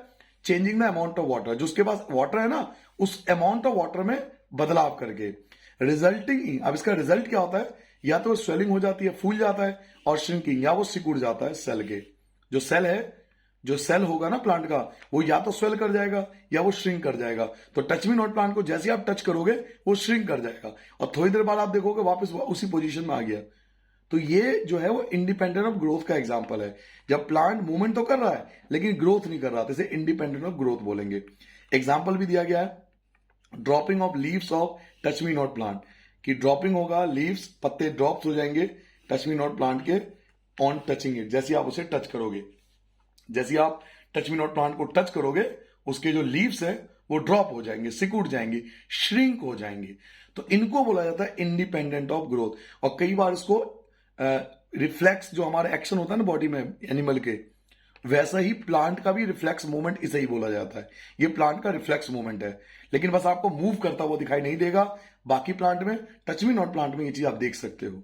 ठीक है, तो ये है इंडिपेंडेंट ऑफ ग्रोथ। इसे इमीडिएट एक्शन भी आप बोल सकते हो प्लांट का। जैसे हमारे अंदर रिफ्लेक्स एक्शन था ना, इमीडिएट एक्शन, ऐसे ही ये इमीडिएट रिस्पॉन्स होता है प्लांट का, इंडिपेंडेंट ऑफ ग्रोथ वाला। अब आते हैं डिपेंडेंट ऑफ ग्रोथ। अब प्लांट में कुछ मूवमेंट ऐसी होती है जो ग्रोथ पे डिपेंड होता है, यानी ग्रोथ भी होगी और मूवमेंट भी होगी। डिपेंडेंट ऑफ ग्रोथ का मतलब है ग्रोथ भी होगी, ग्रोथ पर डिपेंड, ग्रोथ पर डिपेंड, यानी ग्रोथ भी होगी और मूवमेंट भी होगी। इनको बोला जाता है tropic movement. These movement are called tropic movement. ऐसे मूवमेंट जो ग्रोथ के कारण हो, ऐसे मूवमेंट प्लांट में, ऐसे मूवमेंट जो ग्रोथ के कारण हो, उसे बोलते हैं ट्रॉपिक मूवमेंट। चलिए मैं आपको छोटा सा एग्जांपल देता हूं, शायद आप इसको बेहतर तरीके से समझ पाओ। मैंने क्या करा, एक घर बनाया ऐसे, और एक पेड़ यहां लगा दिया, एक ट्री यहां लगा दिया, एक हिस्सा खुला छोड़ दिया, खुले मैदान में बनाया। अब सूर्य की रोशनी जो है, धूप है ना, बाहर आती है, बाहर आती है, ऐसे बाहर आती है, और ये तीन तरफ से घेर दिया, एक तरफ खुला छोड़ दिया। तो कुछ समय बाद देखोगे यही प्लांट जो है वो जो ग्रोथ करेगा वो ऐसे ग्रोथ करेगा, वो एक तरफ झुक जाएगा, यानी इसका ग्रोथ जो हो रहा है वो सनलाइट की तरफ होता जा रहा है। ये सनलाइट की तरफ बेंड होता जा रहा है, मुड़ता जा रहा है सनलाइट की तरफ। प्लांट बेंड होता जाएगा सनलाइट की तरफ। तो इसमें आपने क्या सीखा, ये डिपेंडेंट ऑन ग्रोथ है, ग्रोथ पर डिपेंड है, ग्रोथ भी हो रहा है, ग्रोथ भी हो रहा है, मूवमेंट भी हो रहा है। तो इसे बोलते हैं डिपेंडेंट ऑन ग्रोथ। और इस टाइप के मूवमेंट को ट्रॉपिक मूवमेंट नाम दिया गया है। These movement are called tropic movement, that is directional movement. कई बार इसको डायरेक्शनल मूवमेंट बोलते हैं। रिस्पॉन्स टू स्टिमुलस, जो रिस्पॉन्स करता है किसी स्टिमुलस के प्रति। स्टिमुलस मतलब सनलाइट, ये सनलाइट जो था वो स्टिमुलस था, वाटर जो है वो स्टिमुलस है, ग्रेविटी जो है वो स्टिमुलस है। तो जब प्लांट डायरेक्शनल मूवमेंट करता है किसी स्टिमुलस के प्रति, तो उसको डिपेंडेंट ऑन ग्रोथ कहते हैं। दोबारा जल्दी से समझा देता हूं। प्लांट में दो टाइप के मूवमेंट होते हैं, independent of growth, dependent on growth. Independent of growth जो होता है उसके लिए वो इलेक्ट्रिकल केमिकल मीन्स का इस्तेमाल करता है। प्लांट में मूवमेंट हो इसके लिए वो अपने सेल का शेप चेंज कर लेता है। क्यों चेंज कर लेता है, अमाउंट ऑफ वाटर को चेंज करके। इसका रिजल्ट होता है या तो स्वेल कर जाता है, श्रिंक कर जाता है। टच मी नॉट प्लांट इसका बेस्ट एग्जांपल है। डिपेंडेंट ऑन ग्रोथ को हम ट्रॉपिक मूवमेंट भी कहते हैं। इसे डायरेक्शनल मूवमेंट बोला जाता है जो किसी स्टिमुलस के तरफ होता है। इसका एग्जांपल क्या है, फोटोट्रॉपिज्म। फोटोट्रॉपिज्म में क्या होता है, मूवमेंट टूवर्ड्स लाइट। प्लांट जो है वो लाइट की तरफ मूवमेंट करता है, प्लांट का मूवमेंट लाइट की तरफ होता है, this is called phototropism. Plant move करेगा सनलाइट की तरफ, दिस इज कॉल्ड फोटोट्रॉपिज्म। एक होता है जियोट्रॉपिज्म, मूवमेंट टूवर्ड्स या अवे फ्रॉम ग्रेविटी। जो रूट्स होते हैं ना प्लांट के, जो रूट्स होते हैं, जितना प्लांट पुराना होता है उसका रूट्स उतना नीचे चला जाएगा ग्रेविटी के कारण, तो इसे बोलते हैं जियोट्रॉपिज्म। तो जब प्लांट में मूवमेंट हो ग्रेविटी के कारण तो उसे बोलते हैं जियोट्रॉपिज्म। ऐसा होता है कीमोट्रॉपिज्म। प्लांट में आप पढ़ोगे पॉलन ट्यूब होता है, ये मेल पार्ट होता है प्लांट का, ठीक है। अभी हम चैप्टर 8 में जानेंगे पॉलन ट्यूब, अभी आप याद कर लेना, ठीक है। चैप्टर 7 में ग्रोथ ऑफ पॉलन ट्यूब। तो पॉलन ट्यूब ग्रोथ करेगा किसकी तरफ, ओब्यूल्स की तरफ। ओब्यूल फीमेल पार्ट होता है, ये मेल पार्ट होता है, ये फीमेल पार्ट होता है प्लांट का, या फ्लावर का आप बोल सकते हो। ये फ्लावर का मेल पार्ट होता है, ये फ्लावर का फीमेल पार्ट होता है। तो पॉलन ट्यूब जो होता है वो मूव करता है ओब्यूल की तरफ, फीमेल पार्ट की तरफ। तो ये कीमोट्रॉपिज्म है। तो ये सब जो आप पढ़ रहे हो ये डिपेंडेंट ऑन ग्रोथ है, ग्रोथ के साथ हो रहा है। Phototropism, movement in plant toward light. Geotropism, movement of plant toward gravity. Chemotropism, movement of plant toward ovules, या movement of pollen tube towards ovules. ये पेज कंप्लीट हो गया, जल्दी से इसको रिवाइज करा देता हूं। मैंने आपको बताया केमिकल कम्युनिकेशन की इसलिए नीड पड़ी क्योंकि जो इलेक्ट्रिकल कम्युनिकेशन थी उसकी लिमिटेशन थी। तो इलेक्ट्रिकल कम्युनिकेशन की लिमिटेशन को दूर करने के लिए केमिकल कम्युनिकेशन की जरूरत पड़ी। प्लांट में दो टाइप की मूवमेंट होती है, independent on growth, dependent on growth. Independent on growth क्या होता है? इसमें प्लांट मूवमेंट तो करेगा लेकिन ग्रोथ नहीं करेगा। इसके लिए वो इलेक्ट्रिकल केमिकल मीन्स का इस्तेमाल करेगा। मूवमेंट हो इसके लिए वो सेल के शेप को बदल देगा अपने अमाउंट ऑफ वाटर को बदल कर। इससे या तो स्वेल कर जाता है या श्रिंक कर जाता है। टच मी नॉट प्लांट को आप टच करो वो ड्रॉप हो जाएगा। तो ये वो मूवमेंट तो कर रहा है लेकिन ग्रोथ नहीं कर रहा। और डिपेंडेंट ग्रोथ क्या होता है? तो डिपेंडेंट ग्रोथ होता है इसको डिपेंडेंट ग्रोथ क्या होता है? जब ग्रोथ भी करेगा और मूवमेंट भी करेगा, दोनों होगा। यानी ग्रोथ के साथ जब मूवमेंट हो, ग्रोथ के साथ जब मूवमेंट हो तो उसे बोलते हैं डिपेंडेंट ग्रोथ। इसको हम ट्रॉपिक मूवमेंट बोलते हैं। और इसमें डायरेक्शनल मूवमेंट होती है प्लांट के अंदर किसी स्टिमुलस की तरफ। स्टिमुलस सनलाइट हो सकता है, वाटर हो सकता है, ग्रेविटी हो सकता है और केमिकल हो सकता है। एग्जाम्पल मैं आपको दिया फोटोट्रॉपिज्म, प्लांट मूव करेगा लाइट की तरफ। जियोट्रॉपिज्म, प्लांट मूव करेगा ग्रेविटी की तरफ। केमोट्रॉपिज्म, प्लांट का जो पॉलन ट्यूब है वो मूव करेगा ऑब्यूल्स की तरफ। आगे बढ़ेंगे हाइड्रोट्रॉपिज्म। तो हाइड्रोट्रॉपिज्म क्या है? Hydrotropism movement towards water. Plant के जो रूट्स है वो मूव करेगा वाटर की तरफ। तो movement in plant toward water, जब प्लांट के रूट्स मूव करे वाटर की तरफ तो उसे बोलते हैं हाइड्रोट्रॉपिज्म। ये बात, जहां पानी होगा रूट्स वहीं तो मूव करेगा ना, तो इसको हाइड्रोट्रॉपिज्म नाम दिया गया। तो ये सब डिपेंडेंट ऑन ग्रोथ थे, ठीक है। इसके अलावा डिपेंडेंट ऑन ग्रोथ में एक आता है टेंड्रिल्स। What is tendrils? कि टेंड्रिल्स क्या होता है? The part of tendril away from the object grow. Part of the tendril मतलब टेंड्रिल वो पार्ट्स होता है अवे फ्रॉम द ऑब्जेक्ट, जो कि ऑब्जेक्ट से दूसरी तरफ होता है। ग्रो मोर रैपिडली, बहुत तेजी से ग्रो करता है as compare to the part near the object, object के नियर के कंपेरिजन। कहना क्या चाहते हो सर जी आप? मैं आपको एग्जांपल सुना, बिना एग्जांपल के समझ में आएगा नहीं। देखिए ये टॉपिक ये कहता है कि ये प्लांट है, ठीक है, और ये सन है। अब कॉन्सेप्ट ये है कि ये वाला पार्ट जो है वो सनलाइट की तरफ ग्रो करेगा, ठीक है। ये वाला पार्ट जो है वो सनलाइट की तरफ ग्रो करेगा। तो जितना तेजी से ये ग्रो करेगा ना, उससे कहीं ज्यादा ग्रो इसका रूट्स करेगा इसके अपोजिट तरफ। समझ लो, जितना ऊपर ग्रो करेगा उससे ज्यादा ग्रो इसका रूट्स करेगा इसके opposite. This is called tendril. Tendril होता है ऑब्जेक्ट के अपोजिट, इसके अपोजिट ग्रो करेगा और ये ज्यादा तेजी से ग्रो करेगा। इसे साइंस में टेंड्रिल्स बोला जाता है। अब पढ़ के देखिए, the parts of tendrils away from the object. देखिए ऑब्जेक्ट से अपोजिट है ना, the parts of tendrils away from the object, object से अपोजिट होगा। ग्रो मोर रैपिडली, बहुत तेजी से ग्रो करेगा as compare to the part इसके कंपेरिजन नियर द ऑब्जेक्ट, जो ऑब्जेक्ट के नियर है। तो जो ऑब्जेक्ट के नियर है वो तो ग्रो करेगा, लेकिन जो ऑब्जेक्ट से दूर है वो और तेजी से ग्रो करेगा। तो दिस इज कॉल्ड टेंड्रिल, ठीक है। समझ में आ गया मेरी बात? एक और एग्जांपल समझा दूं। ये प्लांट है, ये इसके रूट्स है। अब ये मान लीजिए वाटर है, तो रूट्स ग्रो करेगा वाटर की तरफ। तो जितना तेजी से रूट्स ग्रो करेगा वाटर की तरफ, इसका जो अपर पार्ट है वो उससे ज्यादा तेजी से ऊपर ग्रो करेगा अपोजिट डायरेक्शन में। तो ये ऑब्जेक्ट है और ये जो है उसका अवे पार्ट है, दूसरा अपोजिट पार्ट, ये तेजी से ग्रो करेगा as compare to the roots. इसे बोलते हैं टेंड्रिल्स, ठीक है बच्चों। नाउ अब आते हैं हार्मोन्स पे। अब ये हमारा टॉपिक है, बहुत इंपॉर्टेंट टॉपिक, मोस्ट एग्जाम में यही आ रहा है कि हार्मोन्स क्या होता है, हार्मोन्स करता क्या हमारी बॉडी में। तो हार्मोन्स आर द केमिकल, ये वो केमिकल सब्सटेंसेस हमारी बॉडी में विच कोऑर्डिनेट द एक्टिविटी, जो हमारी एक्टिविटीज को कोऑर्डिनेट करता है of living organism. Living organism की बॉडी को, उसकी एक्टिविटीज को कोऑर्डिनेट करता है एंड ऑल्सो देयर ग्रोथ, और उसके ग्रोथ को कंट्रोल करता है। कहने का मतलब यह है, देखिए एक 15 साल के दो बच्चों को लेते हैं आप अपने क्लास में, देखिए 15 साल के बच्चे हैं, एक की हाइट आप देखोगे छोटी है और उसी 15 साल में एक की हाइट बहुत बड़ी है। तो ये हार्मोन्स की वजह से है। 15 साल में एक की हाइट बहुत छोटी है और सेम एज में एक की हाइट बहुत ज्यादा बड़ी है। तो ये हार्मोन्स की वजह से, ये हमारी बॉडी में केमिकल सब्सटेंस होते हैं जो हमारी एक्टिविटी को कोऑर्डिनेट करता है और हमारी ग्रोथ को भी कंट्रोल करता है। तो जो हमारी ग्रोथ को कंट्रोल करे, जो हमारी एक्टिविटीज को कोऑर्डिनेट करे, उस केमिकल सब्सटेंस को हार्मोन्स कहते हैं। हार्मोन्स वो केमिकल सब्सटेंस है जो कोऑर्डिनेट करता है एक्टिविटीज को, लिविंग ऑर्गेनिज्म को, और हमारे ग्रोथ को भी कंट्रोल करता है। तो हार्मोन सर जी ये रिलीज कौन करता है? तो हार्मोन रिलीज करता है एंडोक्राइन ग्लैंड। ये ग्लैंड्स होते हैं जो कि हार्मोन को रिलीज करते हैं। एंडोक्राइन ग्लैंड्स जो कि हार्मोन को रिलीज करते हैं। These gland secrete their product, ये ऐसे ग्लैंड है जो अपने प्रोडक्ट को सेक्रेट करते हैं इनटू द ब्लड में। तो हार्मोन्स को रिलीज करने वाले ग्लैंड को एंडोक्राइन ग्लैंड बोला जाता है। What is endocrine gland? These gland secrete hormone into the blood, ये ग्लैंड सेक्रेट करते हैं हार्मोन को हमारे ब्लड में।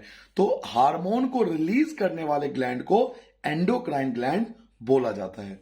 वैसे तो एनिमल की बॉडी में, मेरे और आपकी बॉडी में बहुत सारे हार्मोन है, बट 10th लेवल में आपको शायद 7 दिया हुआ है या 6 दिया हुआ है। तो 6 जो आपके सिलेबस में, वो 1 बाय 1 करके मैं आपको बताता हूं। पूरा टेबल आपको बना लेना है। सबसे पहला है थायरोक्सिन हार्मोन, यह हार्मोन का नाम है। हार्मोन कौन सा ग्लैंड रिलीज करता है, कहां पर रिलीज करता है और इसका फंक्शन क्या है। और इन 6 टॉपिक में से एक हर बार आता है। तो बहुत अच्छे से, इस समय आप बहुत इंपॉर्टेंट टॉपिक कर रहे हो, इस समय आप बहुत इंपॉर्टेंट टॉपिक कर रहे हो, इसे मिस मत करना, ठीक है। देखिए, थायरोक्सिन हार्मोन, यह हार्मोन का नाम है, रिलीज करता है thyroid gland. Thyroxine hormone release करता है थायराइड ग्लैंड, हमारे नेक के पास होता है, थ्रोट के पास होता है। और ये थायरोक्सिन हार्मोन का फंक्शन क्या है?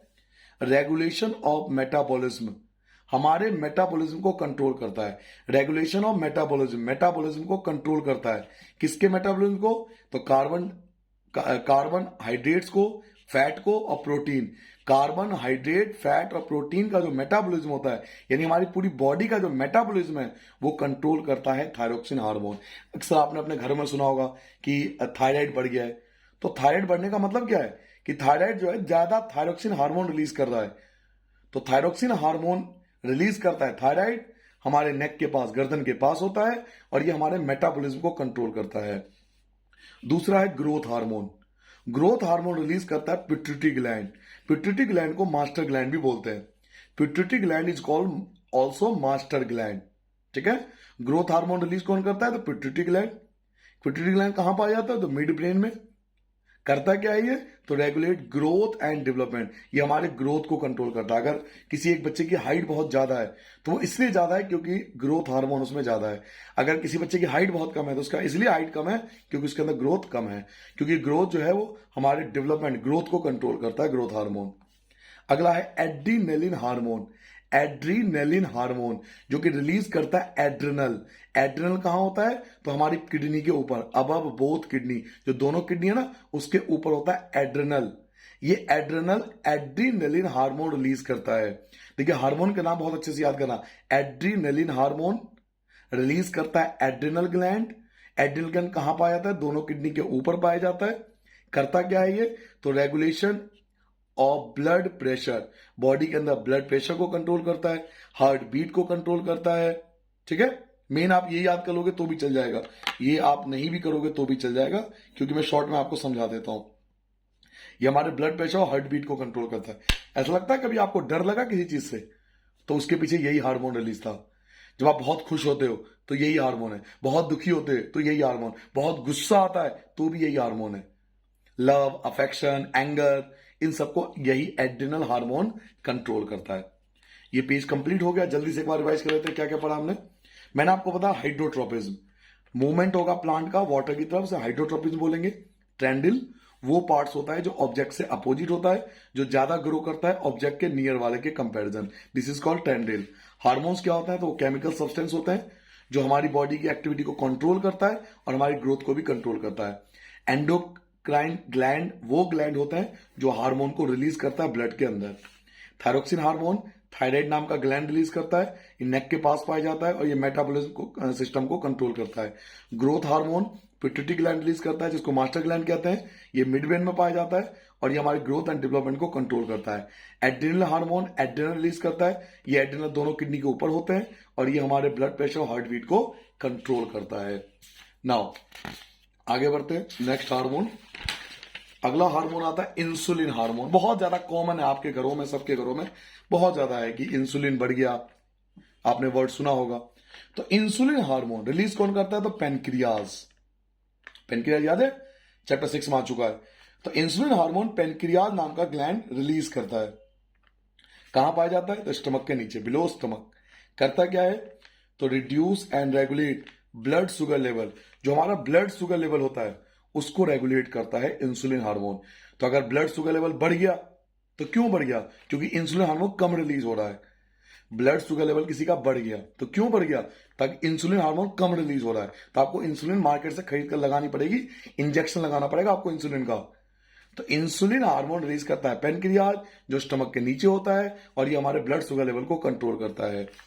टेस्टिस, टेस्टिस रिलीज करता है टेस्टोस्टेरोन नाम का एक हार्मोन, और ये केवल मेल में पाया जाता है। टेस्टिस जो होता है वो टेस्टोस्टेरोन नाम का एक हार्मोन रिलीज करता है, ये केवल मेल में होता है। जबकि ओवरी जो होता है वो एस्ट्रोजन नाम का एक हार्मोन रिलीज करता है, ये केवल फीमेल में होता है। टेस्टिस केवल मेल में होता है, ओवरीज केवल फीमेल में होता है। टेस्टिस जो मेल में होता है ना, वो टेस्टोस्टेरोन हार्मोन रिलीज करता है। ओवरी जो केवल फीमेल में होता है वो एस्ट्रोजन नाम का एक हार्मोन रिलीज करता है। दोनों कहां पाए जाते हैं? तो जेनिटल एरिया के पास, lower abdomen area, lower abdomen area के पास पाया जाता है। करता क्या है? तो चेंज एसोसिएटेड विद पुबर्टी। अब ये पुबर्टी क्या होता है? तो एक एज जिसमें हम सेक्सुअल मैच्योरिटी एज में पहुंच जाते हैं, उस एज को पुबर्टी कहते हैं। यानी आपको सिंपल वर्ड में बोलूं तो आप जिस एज में हो ना, उस एज को साइंस में पुबर्टी एज बोला जाता है। एक ऐसा एज जिसमें हमारी बॉडी में बहुत सारे बदलाव आते हैं, चेंजेस आते हैं, उस एज को पुबर्टी एज बोला जाता है, जो आप चैप्टर 8 में पढ़ोगे। तो ये सारे जो चेंजेस आ रहे हैं वो टेस्टिस और ओवरीज के कारण आ रहे हैं। आप अपने 10 साल पहले की फोटो, 5 साल पहले की फोटो चेक करो और आज की फोटो चेक करो, आपके फेस पे बहुत सारे बदलाव आ चुके होंगे। तो उसके पीछे यही दोनों हार्मोन, लड़कों के लिए जो चेंजेस हो रहे हैं उसके लिए टेस्टिस, और जो लड़कियों में चेंज हो रहे हैं उसके ओवरी, यानी टेस्टोस्टेरोन हार्मोन और एस्ट्रोजन हार्मोन, ये दोनों रिस्पॉन्सिबल होते हैं पुबर्टी में होने वाले बदलाव के। उसके बाद है रिलीजिंग हार्मोन। रिलीजिंग हार्मोन जो है वो रिलीज करता है हाइपोथैलेमस। याद होगा आपको, हाइपोथैलेमस बताया था आपको, फोरब्रेन का पार्ट होता है। तो रिलीजिंग हार्मोन जो है वो हाइपोथैलेमस नाम का ग्लैंड रिलीज करता है मिड ब्रेन में। अच्छा, ये फोरब्रेन का भी पार्ट है। हाइपोथैलेमस में कोई ध्यान रखना, हाइपोथैलेमस मिड ब्रेन का भी पार्ट होता है और इसको फोर ब्रेन का भी पार्ट बोला जाता है। तो आप कुछ भी लिख सकते हो दोनों में से, ठीक है? ये दोनों में आ सकता है क्योंकि ये दोनों के बीच होता है एग्जैक्ट। तो कई बुकों में मिड ब्रेन होता है, कई बुकों में हेड ब्रेन होता है। आगे ये करता क्या है? तो स्टिमुलेट्स पिट्यूटरी ग्लैंड। ये पिट्यूटरी ग्लैंड को स्टिमुलेट्स करता है, यानी सिंपल वर्ड में पिट्यूटरी ग्लैंड को कंट्रोल करता है टू रिलीज हार्मोन, कि भाई तू हार्मोन रिलीज कर। पिट्यूटरी ग्लैंड याद है आपको? पिट्यूटरी ग्लैंड ग्रोथ हार्मोन, मैं आपको दिखाता हूं, ये ना पिट्यूटरी ग्लैंड।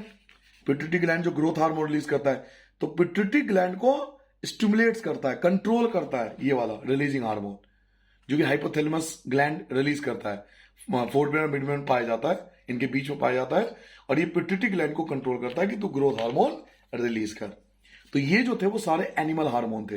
ये 6 के 6 आपके बुक में दिया हुआ है, ठीक है? ये जरूर कर जाना, बहुत ज्यादा एग्जाम में आता है। अब आजकल देखा गया है कि एक दो चीज एक्स्ट्रा आती है, जैसे कि गोइटर आपके बुक के लास्ट में दिया हुआ है। गोइटर एक डिजीज का नाम है, बीमारी का नाम है। इसमें क्या होता है कि अगर ये जो आपने पढ़ा था ना थायरोक्सिन हार्मोन, ये अगर रिलीज ज्यादा हो गया तो आपकी जो नेक है, गर्दन है, नेक, इसका ये स्वेल हो जाएगा, फूल जाएगा, गर्दन आपकी फूल जाएगी बहुत ज्यादा। तो उस परेशानी को गोइटर बोलते हैं। तो इसको कंट्रोल करने के लिए आयोडीन सॉल्ट खाना चाहिए, आयोडीन खाना चाहिए। Iodise salt is necessary. Iodise salt necessary होता है बिकॉज, क्योंकि iodine mineral is essential. Iodine mineral जो है वो एसेंशियल है पार्ट ऑफ थायरोक्सिन हार्मोन का। थायरोक्सिन हार्मोन का इंपॉर्टेंट पार्ट होता है आयोडाइज सॉल्ट, जो कि सेक्रेट करता है थायराइड ग्लैंड। आपको पता है ये thyroid gland thyroxine hormone release करता है। तो थायरोक्सिन हार्मोन को कंट्रोल करता है आयोडाइज सॉल्ट, आयोडीन कंट्रोल करता है। इट्स डेफिशिएंसी, अगर आप आयोडीन नहीं खाओगे, आयोडीन सॉल्ट नहीं खाओगे, इट्स डेफिशिएंसी यानी आयोडीन सॉल्ट की कमी के कारण कॉज अ डिजीज, इसके कारण एक बीमारी होती है कॉल्ड गोइटर, स्वलन नेक। इसमें गर्दन जो होती है वो स्वेल कर जाती है, फूल जाता है। तो सिंपल वर्ड में आप ये समझिए ना, देखिए थायरोक्सिन हार्मोन याद है आपको? थायरोक्सिन हार्मोन जो थायराइड ने रिलीज किया था नेक में, अभी ज्यादा रिलीज हो जाएगा ना तो आपका जो नेक है ना वो स्वेल करने लगेगा, फूलने लगेगा, इसको गोइटर कहते हैं। और इसको कंट्रोल करने के लिए क्या करना चाहिए? आयोडाइज सॉल्ट खाना चाहिए। आयोडाइज सॉल्ट एक नेसेसरी होता है क्योंकि आयोडीन मिनरल जो होता है वो एसेंशियल पार्ट होता है थायरोक्सिन हार्मोन का, जो कि थायराइड ग्लैंड रिलीज करता है। अगर इसकी कमी हो गई, आयोडीन सॉल्ट की कमी हो गई, तो इससे एक बीमारी होगी गोइटर। आपका जो नेक है वो बहुत ज्यादा स्वेल कर जाएगा। डायबिटीज की बात करें, घर घर की परेशानी इंडिया में, बहुत ज्यादा परेशानी हर घर की कहानी है डायबिटीज की। तो डायबिटीज के बारे में सीख लो अच्छे से। डिजीज इन विच, ये ऐसी डिजीज है जिसमें ब्लड शुगर लेवल इंक्रीज हो जाता है। क्या होता है डायबिटीज? जिसमें ब्लड शुगर लेवल इंक्रीज हो जाता है। ऐसा डिजीज जिसमें ब्लड शुगर लेवल इंक्रीज हो जाए, दिस इज कॉल्ड डायबिटीज। कारण क्या है? कॉज क्या है? क्यों होती है डायबिटीज? रीजन क्या है? डायबिटीज का कारण क्या है? रीजन क्या है? कॉज क्या है? Due to the deficiency of insulin hormone, insulin hormone की कमी के कारण। सेक्रेटेड बाय पेनक्रियाज, आपको पहले ही पढ़ चुके हो, पेनक्रियाज रिलीज करता है, that is responsible to control blood sugar level, जिसका काम है ब्लड शुगर लेवल को कंट्रोल करना। अभी आपने पढ़ा भी था कि पेनक्रियाज इंसुलिन हार्मोन रिलीज करता है और ये ब्लड शुगर लेवल को कंट्रोल करता है। तो डायबिटीज होती क्या है? जब ब्लड शुगर लेवल इंक्रीज हो जाए। रीजन क्या है? Deficiency of insulin hormone, insulin hormone की कमी के कारण, जो सेक्रेट करता है पेनक्रियाज और उसकी जिम्मेदारी होती है ब्लड शुगर लेवल को कंट्रोल करना। तो ये रीजन है डायबिटीज के होने का। अब ट्रीटमेंट क्या है सर, इलाज क्या है? तो इसके लिए आपको इंजेक्शन लेना पड़ेगा बार बार। इंसुलिन हार्मोन का इंजेक्शन आता है, इंसुलिन हार्मोन का इंजेक्शन डॉक्टर ने बना रखा है, आपको मार्केट में मिल जाता है, तो उसका इंजेक्शन लेना पड़ता है बार बार, जिसको डायबिटीज की दिक्कत होती है। तो लास्ट बार पेज खत्म हो रहा है, जल्दी समझ लीजिए। पेनक्रियाज इंसुलिन हार्मोन रिलीज करता है, स्टमक के नीचे होता है, ये ब्लड शुगर लेवल कंट्रोल करता है। टेस्टिस टेस्टोस्टेरोन हार्मोन मेल में रिलीज करता है। ओवरीज एस्ट्रोजन नाम का हार्मोन रिलीज करता है फीमेल में, और ये जेनिटल एरिया या लोअर एब्डोमेन एरिया में पाया जाता है। ये पुबर्टी में के अंदर जो चेंजेस होता है उसको कंट्रोल करता है। रिलीजिंग हार्मोन हाइपोथैलेमस रिलीज करता है, जो मिड ब्रेन और फोरब्रेन के बीच में होता है, और ये पिट्यूटरी ग्लैंड को स्टिमुलेट्स करता है कि तुम हार्मोन रिलीज करो। गोइटर, आयोडीन सॉल्ट नेसेसरी होता है आयोडीन मिनरल के लिए, जो कि एसेंशियल पार्ट होता है थायरोक्सिन हार्मोन का, जो थायराइड ग्लैंड रिलीज करता है। इसकी कमी के कारण एक डिजीज होती है गोइटर, जिसमें स्वेलन नेक हो जाता है। डायबिटीज में ब्लड शुगर लेवल बढ़ जाता है, रीजन है deficiency of insulin hormone, insulin hormone की कमी के कारण। ट्रीटमेंट क्या है? इंजेक्शन आपको लेना पड़ेगा इंसुलिन हार्मोन का। नाउ आगे बढ़ते हैं, अब हम पढ़ेंगे फीडबैक मैकेनिज्म। फीडबैक मैकेनिज्म, ये फीडबैक मैकेनिज्म क्या होता है? ऐसा हुआ है कभी कि कोई बच्चा, आप कॉमन सेंस लगे, कोई बच्चा ऐसा हो कि 1 साल का हो, केवल 1 ईयर का हो, और उसकी हाइट जो है वो 6 फीट हो जाए? ऐसा पॉसिबल है क्या? तो पॉसिबल नहीं है। ऐसा हो सकता है कि 1 साल का बच्चा 6 फीट का हो जाए? पॉसिबल नहीं है। क्यों पॉसिबल नहीं है? बॉडी तो वही है, तो ग्रोथ हार्मोन तो रिलीज कर सकती है बॉडी? नहीं कर सकती। क्यों? क्योंकि हमारी बॉडी जो हार्मोन रिलीज करती है ना, वो उसका एक टाइम है। ये नहीं कि जब मर्जी जो मर्जी हार्मोन रिलीज हो जाएगा। हर हार्मोन रिलीज होने का टाइम है।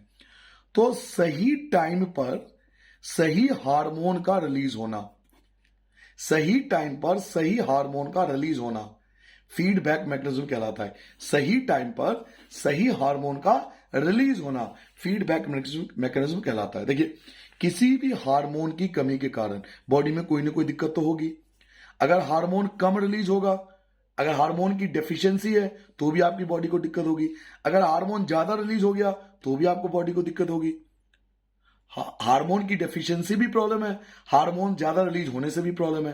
तो सही टाइम पर सही हार्मोन का रिलीज होना फीडबैक मैकेनिज्म कहलाता है।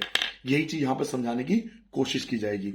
द एक्सेस, एक्सेस मतलब ज्यादा, और डेफिशिएंसी मतलब कम, of hormone has a harmful effect on our body. अगर एक्सेस रिलीज हो गया या कम रिलीज हुआ हार्मोन, तो इसका हार्मफुल इफेक्ट होता है हमारी बॉडी पर। फीडबैक मैकेनिज्म मेक श्योर है, फीडबैक मैकेनिज्म ये श्योर करती है कि hormone should be secreted in precise quantity. Hormone जो है वो एक प्रिसाइज क्वांटिटी में, यानी राइट क्वांटिटी में रिलीज हो, एट राइट टाइम, एक सही समय पर। ये आर है बच्चों, राइट टाइम। तो हार्मोन का सही टाइम पर रिलीज होना, सही हार्मोन का सही टाइम पर रिलीज होना फीडबैक मैकेनिज्म कहलाता है। अभी मैं आपको एग्जांपल से समझाऊंगा। पहले 2 पॉइंट क्लियर हो गया, एक्सेस रिलीज हुआ या डेफिशिएंसी हुई हार्मोन की, तो उसका हार्मफुल इफेक्ट होगा हमारी बॉडी में, फर्स्ट पॉइंट। सेकंड पॉइंट हमने जाना कि फीडबैक मैकेनिज्म ये श्योर करता है कि ना हार्मोन जो है वो सेक्रेट हो प्रिसाइज क्वांटिटी में, राइट टाइम पर, बिल्कुल सही समय पर हार्मोन रिलीज होना चाहिए। एग्जाम्पल क्या है? अभी आप मान लीजिए आप बहुत ज्यादा ना 2-3 दिन बहुत ज्यादा मिठाइयां खाते हो, तो आपका शुगर लेवल क्या होगा? बढ़ जाएगा। आप बहुत ज्यादा मिठाई खाओगे तो आपका शुगर लेवल क्या होगा? बढ़ जाएगा। जैसे शुगर लेवल बढ़ेगा तो ये इंफॉर्मेशन जाएंगी पेनक्रियाज को, पेनक्रियाज तुरंत इंसुलिन हार्मोन रिलीज कर देगा, ताकि आपका शुगर लेवल डाउन हो जाए। क्लियर हो गया? सिंपल एग्जांपल मैंने आपको समझाया। ज्यादा मिठाई खाओगे शुगर लेवल बढ़ जाएगा, ये इन्फॉर्मेशन जाएगी पेनक्रियाज को। पेनक्रियाज क्या करेगा? इंसुलिन हार्मोन रिलीज करेगा ताकि हमारा शुगर लेवल एकदम कंट्रोल हो जाए। तो राइट टाइम पे हार्मोन रिलीज हो रहा है, this is called feedback mechanism. यही चीज यहां पे एग्जांपल समझिए। Feedback mechanism to control the sugar level in blood is an follow. अब ब्लड शुगर लेवल को कंट्रोल कैसे होता है? देखो ऐसे होता है। Sugar level in the blood rises. मान लीजिए आपका शुगर लेवल जो है बढ़ गया, शुगर लेवल जो है बॉडी का बढ़ गया, तो ये इंफॉर्मेशन डिटेक्ट करेगा कौन? पेनक्रियाज। जैसे ही आपकी बॉडी का शुगर लेवल बढ़ेगा, ये पेनक्रियाज डिटेक्ट करेगा कि शुगर लेवल बढ़ गया है, और ये तुरंत ही सिंथेसाइज करेगा insulin hormone. Insulin hormone release करेगा। जैसे ही इंसुलिन हार्मोन रिलीज होगा, आपका ब्लड शुगर लेवल फिर से डाउन हो जाएगा। जैसे ही आपका ब्लड शुगर लेवल डाउन हो गया, तो वो स्टॉप कर देगा इंसुलिन हार्मोन रिलीज करना। अब क्या करोगे इंसुलिन हार्मोन का? तो राइट टाइम पर राइट हार्मोन रिलीज करना फीडबैक मैकेनिज्म कहलाता है। तो अगर फीडबैक मैकेनिज्म पूछा जाता है ना बच्चों, तो ये 2 पॉइंट लिखने हैं पहले, फिर ये पूरा डायग्राम बनाना है। ये पूरा कंप्लीट एग्जांपल आपके एनसीईआरटी बुक से ही लिया है मैंने, कहीं और से नहीं उठाया मैंने, आपके एनसीईआरटी बुक से ही लिया है मैंने। ठीक है? अब आपका लास्ट टॉपिक आने वाला है कि प्लांट हार्मोन क्या होता है और प्लांट हार्मोन के कौन कौन से पार्ट्स होते हैं। ठीक है, जल्दी से आगे बढ़ जाते हैं। Topic number 34, plant hormones, plant में पाए जाने वाले हार्मोन्स।